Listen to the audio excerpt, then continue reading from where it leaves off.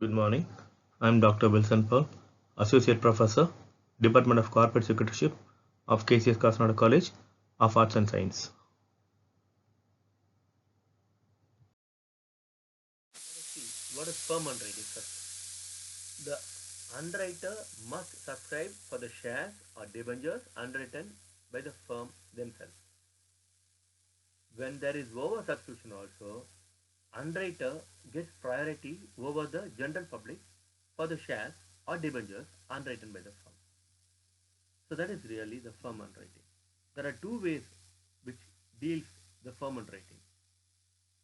When the full benefit of the firm underwriting is given to the individual underwriters, in such a situation, the firm underwriting is treated as marked application. So this is called as when firm underwriting is treated as marked application situation. Then next year, when the firm underwriting is treated as unmarked application, in such a situation, the firm underwriting is not given credit to the individual underwriter, and it is treated as unmarked application along with the other unmarked application. Which means this unmarked application is allocated to the underwriter on the basis of the gross liability ratio.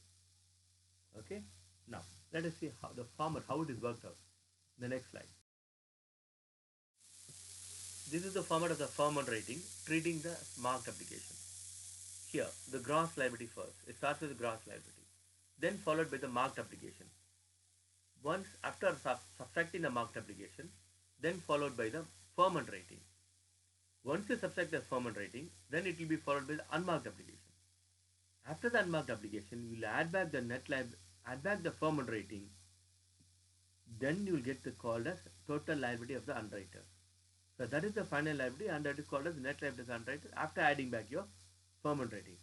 This is the situation when the firm underwriting is treated as marked application. Let us see how it is dealt in the next case when the firm underwriting is treated as unmarked application in the next slide. Now, let us see.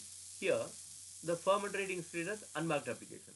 The same way, the first one, the gross liability as usual, minus marked application as usual.